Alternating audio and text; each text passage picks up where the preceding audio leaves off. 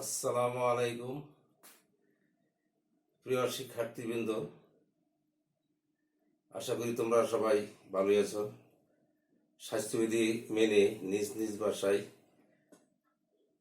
পরিবারজন নিয়ে ভালোই আছো।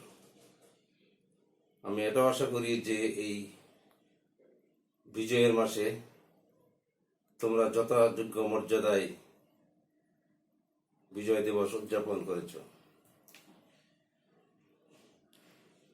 আমি আরো আশা করি যে আমার এই অনলাইন পাঠদান কার্যক্রমে সবাইকে অবগত করে এবং সকলেই অংশগ্রহণ করেছ বা অংশগ্রহণ করে থাকো। আজকের এই আব্দুল আওয়াল বিশ্ববিদ্যালয় কলেজ আয়োজিত অনলাইন পাঠদান কার্যক্রমের এই মহতীয় অনুষ্ঠানের তোমাদেরকে জানাই প্রাণঢালা শুভেচ্ছা। হে শিক্ষার্থী বন্ধুগণ, তোমরা মনোযোগ সহকারে বাসায় লেখাপড়া করবি, বাইরে বেশি ঘোরাফেরা করবে না। যাক, আমরা গত ক্লাসে আলোচনা করেছিলাম কোষের নিউক্লিয়াস তথা ক্রোমোজোমের প্রকারভেদ এবং গঠন প্রণালী। তো আজকে আমরা আলোচনা করব অধ্যায় 1-এর উদ্ভিদ বিজ্ঞান একাদশ শ্রেণীর নিউক্লিক অ্যাসিড।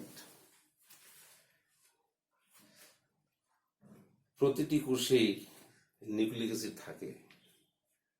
তো আমরা জানি কি নিউক্লিক অ্যাসিডকে যদি আমরা আদ্র বিশ্লেষণ করি তাহলে আমরা কি কি পাচ্ছি? রাইবোজ সুগার পাচ্ছি এবং ডিঅক্সিরাইবোজ নিউক্লিক অ্যাসিড, অর্থাৎ আমরা দুই ধরনের পেন্টোজ সুগার পাচ্ছি, অর্থাৎ এরা 5 কার্বন বিশিষ্ট, এই জন্য এদেরকে বলা হয় পেন্টোজ সুগার। তো পেন্টোজ সুগার দুই ধরনের, একটা রাইবোজোম আর রাইবোজ সুগার আর একটা হলো ডিঅক্সিরাইবোজ সুগার। তো ডিঅক্সিরাইবোজ সুগার আর রাইবোজ সুগারের মধ্যে পার্থক্য হইল ডিঅক্সিরাইবোজ সুগারের মধ্যে 2 নম্বর কার্বনের মধ্যে অক্সিজেন থাকে না, কিন্তু রাইবোজের মধ্যে অক্সিজেন থাকে, ওইস অর্থাৎ অক্সিজেন থাকে। তো আমরা যদি নিউক্লিক অ্যাসিডে আদ্র বিশ্লেষণ করি তাহলে পাচ্ছি পেন্টোজ সুগার, অর্থাৎ পেন্টোজ সুগার দুই ধরনের, একটা রাইবোজ সুগার একটা ডিঅক্সিরাইবোজ সুগার। আর পাচ্ছি নাইট্রোজেনাস বেস, অর্থাৎ একে বলা হয় নাইট্রোজেন গঠিত ক্ষারক। আরো পাচ্ছি ফসফরিক অ্যাসিড, অর্থাৎ ফসফেট মৌল। তো 3 ধরনের উপাদান আমরা পেয়েছি এবং এই 3 ধরনের উপাদান ছাড়া কিন্তু নিউক্লিক অ্যাসিড সম্ভব নয়। তো নিউক্লিক অ্যাসিডের যে নাইট্রোজেনাস বেস বা ক্ষারক আছে, এটার গঠন দিতে আলোচনা করলে 2 ধরনের। 1 নম্বরের পিউরিন আর হলো পাইরিমিডিন। পিউরিন হইল 2 রিং বিশিষ্ট, 1 রিং 2 রিং, এরকম 2 রিং বিশিষ্ট থাকে বলে পিউরিন। তো পিউরিনের আয়তায় আনা হয়েছে এডেনিন এবং গুয়ানিন, এডেনিন এ গুয়ানিন জি। এবং পাইরিমিডিন 3 ধরনের। পাইরিমিডিন হলো থায়ামিন পি, এটা সিঙ্গেল চেইন, এটা ডাবল চেইন বা ডাবল সিঙ্গেল নয়, এবং সাইটোসিন সি এবং ইউরাসিল কিউ দ্বারা সূচিত করা হয়েছে। এই হলো গঠনগত দিকটা বা রাসায়নিকভাবে যদি বিশ্লেষণ করা যায় নিউক্লিক অ্যাসিডকে, এই ধরনের উপাদান আমরা 3 ধরনের উপাদান আমরা পেয়ে থাকি। তো যে ডিএনএর ক্ষেত্রে যখন ডিএনএ থাকে তখন এই পেন্টোজ সুগারটা থাকবে ডিঅক্সিরাইবোজ সুগার, এক্ষেত্রে রাইবোজ সুগার থাকবে না। কি থাকবে? ডিঅক্সিরাইবোজ সুগার এটা হলো পেন্টোজ সুগার, এবং এর সাথে থাকবে নাইট্রোজেনাস বেস, এরনিন, গুয়ানিন বা সাইটোসিন, হ্যাঁ, এবং থাইমিন। কিন্তু এখানে ইউরাসিল থাকবে না, এই ইউরাসিলটা নাইট্রোজেন বেস হিসেবে থাকবে না। এটা থাকবে শুধু, ইউরাসিল থাকবে শুধু এই ডিএনএ না, সেটা আরএনএ তে থাকবে, আরএনএ থাকবে ইউরাসিল। তো আমরা এই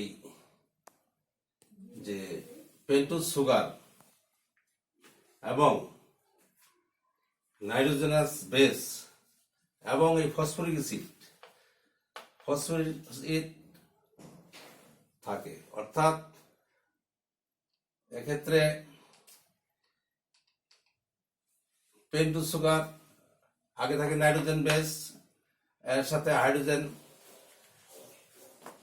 দুর্বল প্রকৃতির হাইড্রোজেন সংযোগে থাকে নাইট্রোজেন বেস, এর সাথে আবার অ্যাড থাকে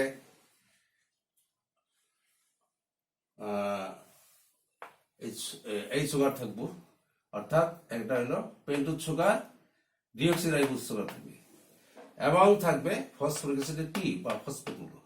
এই তিনটা মিলে হয় নিউক্লিওটাইড।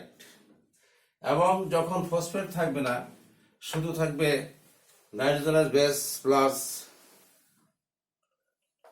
পেন্টোজ সুগার, তখন তাকে একে বলা হয় নিউক্লিওসাইড। তো নিউক্লিওসাইড একটা পেন্টোজ বা ফসফরিক অ্যাসিড যোগ হলে তখন হয় নিউক্লিওটাইড। এরকম শত শত বা লক্ষ লক্ষ নিউক্লিওটাইডের যে পলিমার সৃষ্টি হয়, ডিএনএ অণু সৃষ্টি করে। অন্য ক্ষেত্রে এই পেন্টোজ সুগার এর সাথে নাইট্রোজেনাস বেস অর্থাৎ থাইমিনের পরিবর্তে ইউরাসিল থাকবে এবং এই ফসফরিক অ্যাসিড থাকবে, তখন হবে আরএনএ। সুতরাং আমরা ডিএনএ এবং আরএনএ পার্থক্যটা এখানে পেয়ে গেলাম, অর্থাৎ ওই ক্ষেত্রে ইউরাসিল থাকে নাইট্রোজেনাস বেস, আর ডিএনএ ক্ষেত্রে থাকে থাইমিন। তারপরে আমরা এই নাইট্রোজেনাস যে বেসটা, এটা নাইট্রোজেন থাকে এই 15% নাইট্রোজেন থাকে, নিউক্লিক অ্যাসিডে 15% নাইট্রোজেন থাকে, এবং ফসফরাস থাকে 10%। আর এই যে ডিএনএ অবস্থান করে ক্রোমোজোমে নির্দিষ্ট লোক আছে, অর্থাৎ ক্রোমোজোমে নির্দিষ্ট লোক আছে। আর আরএনএ থাকে নিউক্লিয়াসে থাকে, এবং থাকে সাইটোপ্লাজমে। কোষের সাইটোপ্লাজম 90% নিউক্লিয়াস থাকে, এবং 10% থাকে নিউক্লিয়াসে। সুতরাং আমরা অতি সহজেই বুঝতে পেরেছি, আশা করি নিউক্লিয়াসের সম্বন্ধে তোমাদেরকে ধারণা দিতে পেরেছি। এখন আমরা আসবো, আজকে পড়াবো ডিএনএ এর ভৌত ও রাসায়নিক গঠন। ডিএনএ এর ভৌত ও রাসায়নিক গঠন যদি আমরা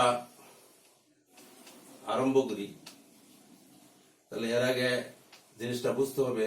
এর আগে একটু কথা ভুলে গিয়েছি, অর্থাৎ এই যে নিউক্লিক অ্যাসিড, এটা কেমনে নামকরণ করা হলো এবং উৎপত্তি কোত্থেকে, ওটা জানতে হলে আমাদের জানা দরকার যে 1869 সালে সুইস চিকিৎসক এবং রাসায়নিকবিদ মিশার দুজনে একটা রাসায়নিক উপাদান আবিষ্কার করেছে। কোত্থেকে? কোন ক্ষতস্থান, অর্থাৎ ক্ষতস্থানের বা পাচ্ছেলের যে শ্বেতরক্তকণিকার নিউক্লিয়াসে, আমরা জানি শ্বেতকণিকার নিউক্লিয়াস থাকে, কিন্তু লোহিত কণিকার নিউক্লিয়াস থাকে না। এই শ্বেতকণিকার নিউক্লিয়াস থেকে নিউক্লিন নামক একটা রাসায়নিক উপাদান আবিষ্কার করছে কে? সেটা হইল সুইস চিকিৎসক এবং রসায়নবিদ মিশার। পরবর্তীতে 1889 সালে অলম্যান লক্ষ্য করলেন যে এই যে উপাদান নিউক্লিন, এর সাথে সুগার কিংবা নাইট্রোজেন এর সাথে বা চর্বি জাতীয় শর্করা জাতীয় এর সাথে কোনো মিল নাই। সুতরাং এটা একটা অ্যাসিডের ধর্ম আছে, এই জন্য একে নামকরণ করেন নিউক্লিক অ্যাসিড। তো এই নিউক্লিক অ্যাসিড আমরা বিশ্লেষণ করে যে উপাদানগুলো পেলাম আলোচনা করলাম। এখন নিউক্লিক অ্যাসিড আবার দুই ভাগে ভাগ করা হয়েছে। নিউক্লিক অ্যাসিড দুই ভাগে ভাগ করা হয়েছে।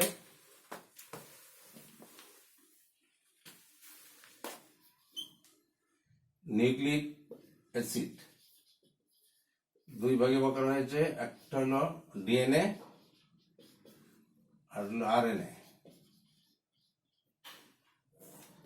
এই ডিএনএ এর গঠন সম্বন্ধে আজকে আমরা পাঠদান করছি। সেই ডিএনএ এর ভৌত এবং রাসায়নিক গঠন।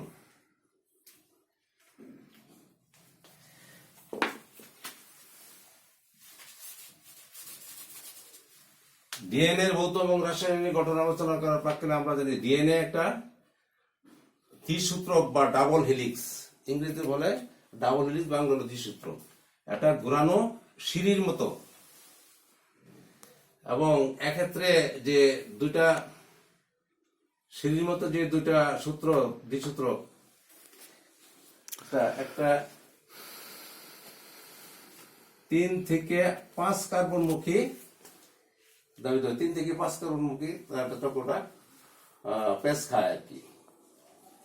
তো এক্ষেত্রে দ্বিসূত্রক যে ডিএনএ হেলিক্স এর এখানে লক্ষ্য করা যায় যে নাইট্রোজেনাস বেসের অ্যাডেনিন এবং থাইমিন,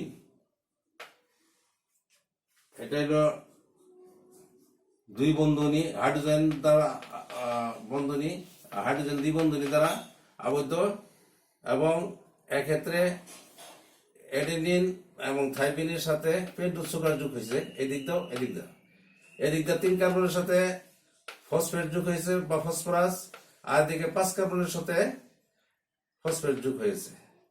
এইভাবে অ্যাডেনিন থাইমিন এবং থাইমিন অ্যাডেনিন এবং সাইটোসিন গুয়ানিন, সাইটোসিন গুয়ানিনের ক্ষেত্রে 3টি হাইড্রোজেন বন্ধনী, ধ্রুবক হাইড্রোজেন বন্ধনী দ্বারা সংযুক্ত হয়েছে, এবং গুয়ানিন সাইটোসিন অর্থাৎ একটি 5 পেন্টোজ কার্বনের না পেন্টোজ সুগারের 5 কার্বনের সাথে 5 নং কার্বনের সাথে ফসফেট যোগ হয়েছে, আর একটা পেন্টোজ সুগারের 3 নং কার্বনের সাথে ফসফেট যোগ হয়েছে। এটা স্পষ্ট বোঝা যাচ্ছে না, আমি যদি স্পষ্টভাবে বুঝাই, এরকম এ এবং টি অ্যাডেনিন থাইমিন, এইখানে পেন্টোজ সুগার, এই ক্ষেত্রে পেন্টোজ সুগারের যে এখানে যে 3 নম্বর কার্বনের সাথে ফসফেট যোগ হয়েছে, এখানে পেন্টোজ সুগারের 5 নং কার্বনের সাথে ফসফেট যোগ হয়েছে। এইভাবে আর কি একটার পর একটা অল্টারনেট অ্যাডেনিন থাইমিন, তারপর cytosine guanine, cytosine guanine 3 carbon 3টা বন্ধনী যুক্ত, এবং থাইমিন অ্যাডেনিন এবং গুয়ানিন সাইটোসিন, এভাবে অল্টারনেট 3 থেকে 5 কার্বনমুখী, কারণ সর্বশেষ আবার 5 থেকে 3 কার্বনমুখীটা সমাপ্ত হয়েছে। আমরা আরো লক্ষ্য করি যে দুইটি বা ডাবল হেলিক্স যে একটা পেঁচানো ঘূর্ণায়মান পেঁচানোর যে একটা দূরত্ব, এটা 34 অ্যাংস্ট্রম, এবং প্রতিটা দূরত্ব হবে এরকম 1 থেকে 10 পর্যন্ত থাকবে, অর্থাৎ 10টি নিউক্লিওটাইড এই একটা পেঁচানো ধাপের সমান হয় আর কি। তাহলে 10টা নিউক্লিওটাইড একটা ধাপ হইল, 10 ধাপ ভাগ দিলে 34 10 ধাপ ভাগ দিলে 3.4, অর্থাৎ নিউক্লিওটাইডের একটা ধাপ হবে, নিউক্লিওটাইডের একটা ধাপ হবে কত? 3.4 অ্যাংস্ট্রম বা ন্যানোমিটার।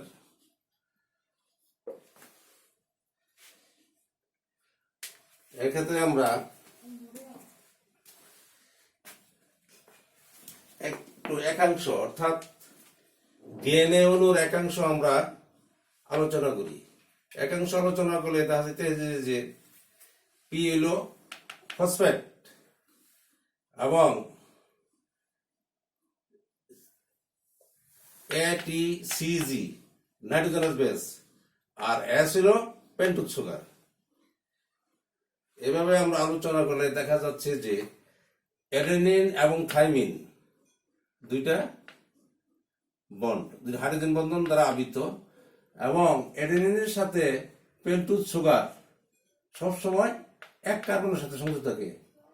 এই দিকেও এক কার্বন, এই দিকেও এক কার্বন, সবসময় এক কার্বনের সাথে এক নম্বর কার্বনের সাথে সংযুক্ত থাকে এবং এক্ষেত্রে 5 নং কার্বনের সাথে ফসফেট যোগ হয়েছে আর এদিকে নিচে 3 নং কার্বনের সাথে ফসফেট যোগ হয়েছে আর এদিক দিয়ে 5 নং কার্বনের সাথে ফসফেট যোগ হয়েছে। অল্টারনেট, এটা 3 এটা 5, অর্থাৎ 3 থেকে 5 কার্বনমুখী। এভাবে আমরা ডিএনএ অণুর একাংশ বা সরলীকৃত আর কি এটা আমরা দেখাইলাম। তো লক্ষ্য করা গেছে এখানে অ্যাডেনিন এবং থাইমিন, নট ইউরাসিল। ইউরাসিল শুধু আসবে আরএনএ এর ক্ষেত্রে। তো এইভাবে আমরা যদি এখন যদি বলা হয় যে ডিএনএ এটা হলো ভৌত গঠন, এটা হলো ভৌত গঠন এবং যদি রাসায়নিক গঠন সম্বন্ধে আলোচনা করা হয় তাহলে আমরা বলবো যে রাসায়নিক গঠন সম্বন্ধে আলোচনা করলে একটা ডিএনএ কে যদি আমরা আদ্র বিশ্লেষণ করি সেক্ষেত্রে আমরা পাইব নিউক্লিওটাইড এবং নিউক্লিওটাইড লক্ষ লক্ষ নিউক্লিওটাইড মিলা পলিমার গঠন করা হয় ডিএনএ এবং নিউক্লিওটাইড বিশ্লেষণ করলে পাবো আমরা নিউক্লিওসাইড এবং নিউক্লিওসাইড বিশ্লেষণ করলে আমরা পাইব নাইট্রোজেনাস বেস এবং নাইট্রোজেনাস বেস যেমন পিউরিন এবং পাইরিমিডিন। পিউরিন হইল ডাবল রিং বিশিষ্ট এবং পাইরিমিডিন হইল সিঙ্গেল রিং বিশিষ্ট। আর পিউরিন হইল অ্যাডেনিন এবং গুয়ানিন আর পাইরিমিডিন হইল থাইমিন, সাইটোসিন এবং ইউরাসিল। এগুলি আমরা রাসায়নিকভাবে যদি আদ্র বিশ্লেষণ করি আমরা পেয়ে যাব। তাহলে ভৌত গঠন আমি রাসায়নিক গঠন সম্বন্ধে আলোচনা করলাম এবং প্রথম আলোচনা করলাম আজকে নিউক্লিক অ্যাসিড। নিউক্লিক অ্যাসিড কি নিয়ে গঠিত তা আলোচনা করলাম এবং নিউক্লিক অ্যাসিডের যে দুটি অংশ একটা ডিএনএ আরএনএ, সেই ডিএনএ সম্বন্ধে আজকে আমরা কিছুটা ধারণা দিলাম। ডিএনএ এবং আরএনএ কি, অর্থাৎ ডিএনএ ডাবল হেলিক্স এবং পেঁচানো সিঁড়ির মতো এবং ডিএনএ আবার হয় 3 থেকে 5 কার্বনমুখী, আবার 5 থেকে 3 কার্বনমুখী। এভাবে তার পেঁচানো সিঁড়িটা ঘোরে। তবে আরো বলতেছি যে একটা পেঁচানোর যে ধাপ অর্থাৎ একটা প্রেসের যে দূরত্ব সেটা হলো 34 অ্যাংস্ট্রম এবং এক একটা নিউক্লিওটাইডের যে ধাপ এটার দূরত্ব হলো 10 ভাগ করলে 3.4 অ্যাংস্ট্রম। তো আমরা আজকের মতো ক্লাস এখানে সমাপ্ত ঘোষণা করছি। আগামী ক্লাসে আমি পরবর্তী একটা সৃজনশীল প্রশ্ন রাখবো এবং সমাধান করব। আগামী ক্লাসে থাকতেছে শুধু যে ডিএনএ এর রিপ্লিকেশন, সেই রিপ্লিকেশন আমরা পড়াবো এবং ওই সৃজনশীল আকারের প্রশ্ন আমি দিয়ে দেবো। তো এগুলি আমি বিদায় নিলাম তোমাদের কাছে। তোমরা সকলেই ভালো থাকো, সুস্থ থাকো। সকলকে ধন্যবাদ। খুদা হাফেজ।